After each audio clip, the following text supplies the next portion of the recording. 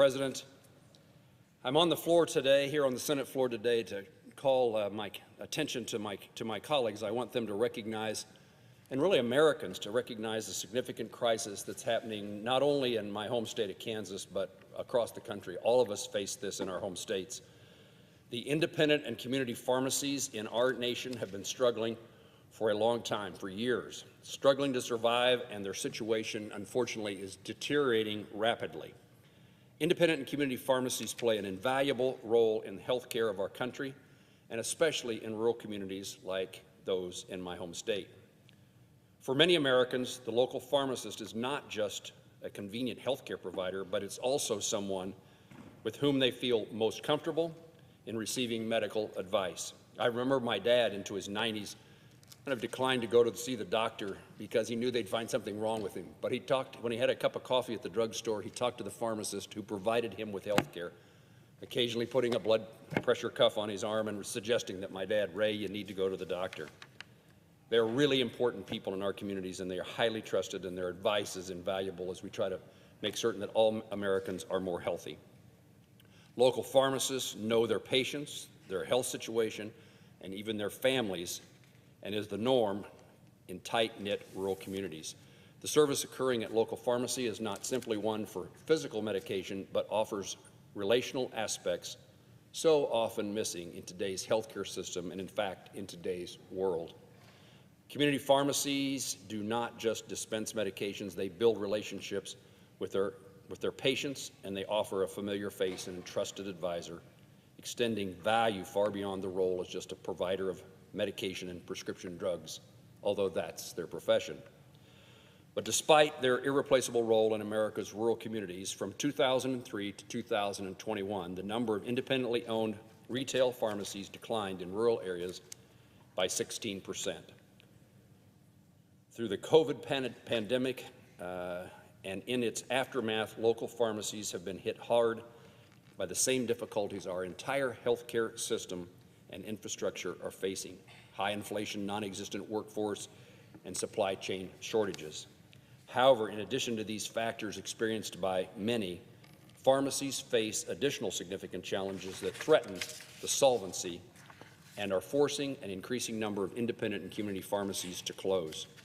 The growing challenges with the 340B drug pricing program and actions of participating manufacturers are reducing the revenues for contract pharmacies. While 340B was created to ensure low-income and uninsured patients have access to discounted drugs, pharmacies have relied upon the program for revenue via contract pharmacy arrangements, a policy that Congress ought to codify within the 340B statute. Another factor is the actions of pharmacy benefit managers, PBMs. We have 3 committees in the United States Senate, all who have passed legislation dealing with PBMs, but none of those pieces of legislation have come to the Senate floor. PBMs, who unlike any other sector of the healthcare industry, have operated without oversight and regulation for years. The obscurity of their industry allows PBMs to argue they are helping keep prescription costs lower for patients while ensuring a higher reimbursement for pharmacies. Recent studies, investigations, and real-life experiences of our independent and community pharmacies and their patients tell us the exact opposite is true. I hear this from my pharmacists across Kansas. It used to be, early in my days in the United States Senate and even in Congress, the gathering place in a community and the nice, enjoyable place to visit was the community pharmacy, the community's drugstore. And today, if you enter the drugstore as an elected official, you will hear the difficulties that those pharmacists are facing in their profession and in their business. And part of that is the story of PBMs and the PBMs' clawback from reimbursement already made to pharmacists, rebates that did not reach patients and went instead to the PBMs, vertical integration and unfavorable terms offered to 340B contract pharmacies have become increasingly frequent and a common practice of PBMs. In addition to actions taken by the PBMs, local pharmacies also have recently been forced out of or unable to serve TRICARE beneficiaries. 2 years ago, TRICARE began a new contract with Express Scripts, the subsidiary owned by Cigna.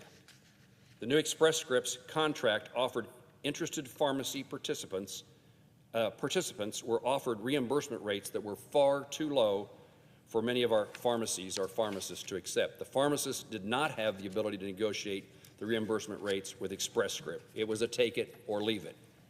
Without negotiations and unable to afford the offered reimbursement rates, countless numbers of local pharmacies in Kansas could not participate in the new TRICARE network with Express Scripts. In addition to the community pharmacists' desire to serve veterans, active duty military members, and their families, the costs associated with TRICARE prevented them from doing so. When the costs of acquiring and dispensing a drug are higher than the reimbursement rates, a pharmacy simply cannot make that math work and stay solvent. Yet we continue to ask our community pharmacists across the nation to do that each and every year, to make that situation work year after year. And while perhaps you can get by for a year or maybe two, you can't get by year after year after year. It is not an exaggeration to say that the nation's independent and community pharmacies are facing a crisis, and if Congress does not act, a significant number of local pharmacies will be forced to close. We frequently discuss the high rate of rural hospital closures, but rarely do we ever discuss the parallel crisis of losing rural pharmacies at this increasingly alarming rate. I'm told by the Kansas Pharmacy Association that 32% of community pharmacists across the country are considering closing this year. Unfortunately, I know that 32% include a vast number of Kansas pharmacists. As of 2021, Kansas is one of 4 states with the most counties lacking sufficient access to a pharmacy. What I'm saying is there's already a problem in access, but with the trend that now presents itself, more and more Kansans, more and more Americans will have less access or no access to a pharmacy. Today, many of our healthcare needs are met by prescription drugs, and yet that will not be an option for many Americans. So often we take for granted the healthcare infrastructure we have in our nation, from hospitals and community health centers to specialists and pediatricians and primary care practices. No matter where an individual is seeking care, one place that is a common denominator for the entire healthcare system is the pharmacy. Independent and community pharmacies in Kansas and across the nation is the one place where a patient can go to fill their medication, see a friendly face, and know the local access to care is there for them when they need it. We are asking of miracles from the community and independent pharmacies to remain solvent through a barrage of unfair situations, none of their own making. They deserve better than what we are asking from them, and just as they offer life-saving services to Americans, Congress ought to heed the warnings from community pharmacists and offer life-saving policies and legislation to them. Madam President, I yield the floor, and I thank you for my time.